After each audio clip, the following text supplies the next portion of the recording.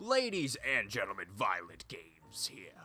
Today, I wanted to do another Let's Talk. I've been enjoying making YouTube videos lately, so I want to keep cranking them out.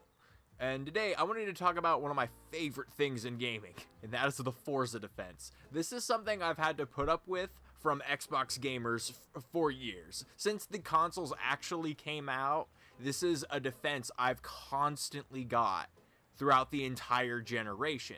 Now, what is the Forza defense? Well, say you're approaching an Xbox gamer. This is an extreme hypothetical, by the way, or realistic, let's be honest.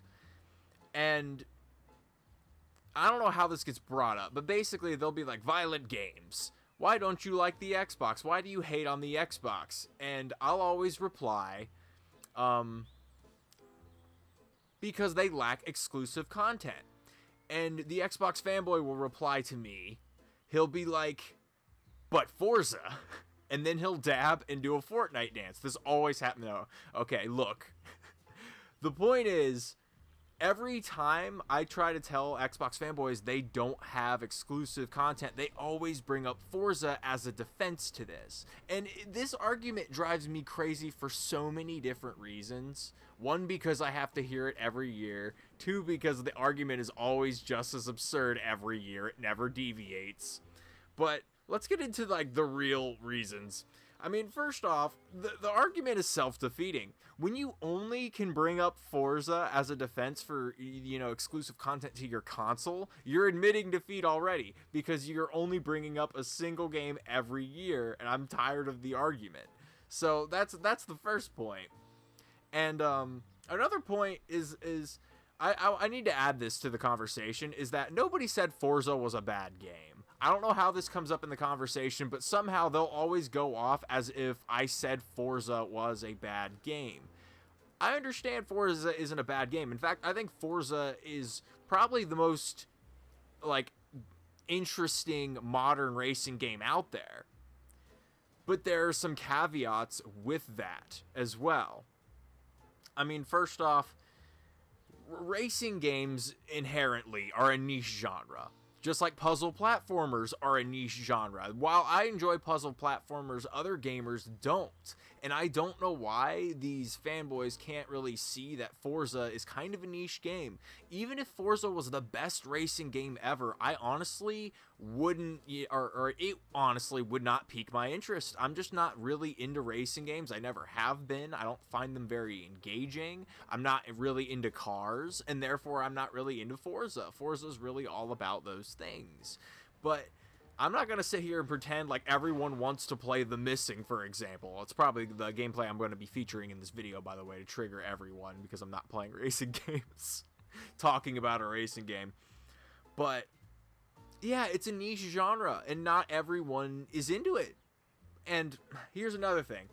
Forza isn't even culturally significant. Like, God of War is a culturally significant game. Get triggered. I understand. Just like Red Dead Redemption 2 is a culturally significant game. Like, God of War is probably the best game to come out within the last 10 years. Forza can't boast anything like that. It's not even a culturally significant game within its own genre. Like, if you think about racing games, what's the most important racing game ever? In my honest opinion, and you can debate in the comment section, I'm totally open to this. In my honest opinion, the most important racing game ever is Mario Kart. Why? Because Mario Kart, everyone's played it. Everyone has played a round of it. Even non-gamers have picked up and played a round of Mario Kart at some point in their life. It always is something that you can kind of reach out to people and discuss, even with non-gamers, like I said. My mom and my little sister, who don't even play mobile games, have picked up and played Mario Kart before. Like, people who are old have picked up and played Mario Kart before. There's footage of that. Like, Mario Kart has that reach, and Forza doesn't, because it's a niche within a niche. Like, think of the market share of the Xbox One, okay?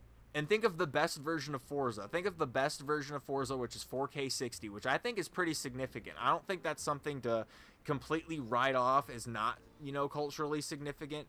But it's a very niche product because such a small market share has that. Like, I think it's like 30, 40 million Xboxes were sold. And a fraction of that is One X. So you have a fraction of a fraction, and a lot of that community probably trickled over from the last gen consoles. They probably sold their other Xbox, so you got to factor that in. So you're talking maybe 30 million concurrently, and then like a chunk of that is sectioned off, and only they can experience the actual game at its best performance. It's just, you get what I'm saying? Like, it doesn't reach enough people, whereas Mario Kart seems to reach everybody. That's all I'm going to say. Mario Kart is just far more accessible, and it's just more entertaining because it's a bit more gamey, less race intensive. So, you know, Forza not even being the most significant racing game out there makes it a kind of weird defense for your system and why you should own it, if that's what you're arguing as far as exclusive content goes. And then the last thing, guys, and this is something I need to harp on before I get out of here, is that Forza is not special. And why is Forza not special? Because it comes out every year. Every year there is a new iteration of Forza. And I'm sorry, guys, it doesn't matter if all of those games are good games. If you keep exposing people to the same good game over and over and over again, they are going to get bored the more intelligent they are. And this is actually a thing. Intelligent minds, and I'm not saying I'm not like to be an elitist or an asshole, but intelligent minds need growth. They seek growth. Like, genetically speaking, if you aren't growing as a human being, you're going to like fall into certain things like depression. Your brain is going to fuck with you to create adversity in your life. You're going to create adversity where there is none, because you're not expanding who you are. You aren't challenging yourself. Your brain has this natural tendency to want to overcome adversity. This doesn't happen if you keep exposing them to the same ideas. Like, if I play a similar type of game over and over and over and over again, I'm going to get tired of it, because my brain is no longer going to be learning new things. It's not going to have to pick up on new things. It's going to learn these tracks a lot faster. You get what I'm saying? So that immediately takes Forza out of being special. Like, how often did Sony release God of War? Oh, it released it once. Yeah, so you understand, right? Like, having something big happen one time makes it, like, I don't know. I forget. I think Michael Jackson might have said, you gotta let it sizzle.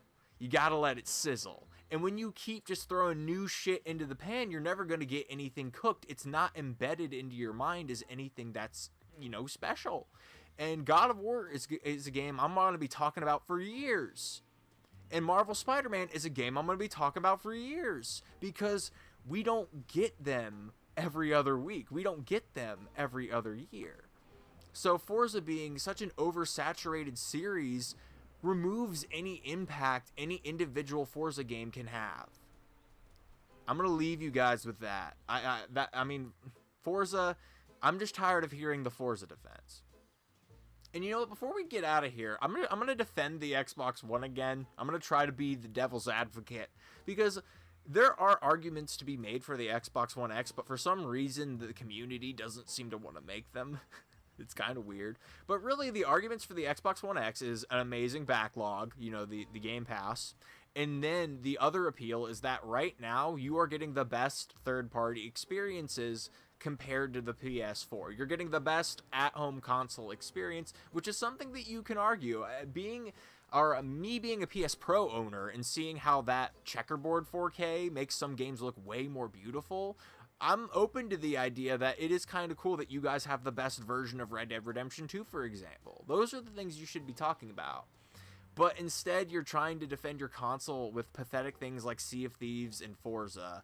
Mostly Forza for some reason. I don't know why that keeps entering my life, but it does. That's why I need to talk about it. But there's an argument to be made for your system. Why are you being ridiculous about it? Like, I don't know. But let me end on this.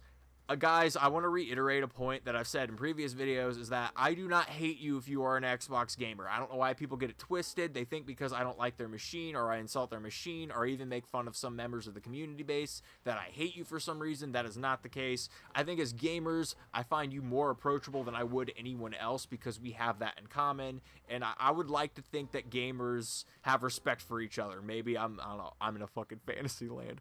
Especially reading my comment section. Why do I feel that way?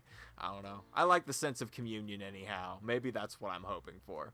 Anyways, guys, this is Violent Games. Let me know in the comment section if you've been exposed to the Forza defense before. Have you ever had to undertake a discussion with somebody who tries to defend the Xbox with Forza? This is Violent Games signing out. Have a good one.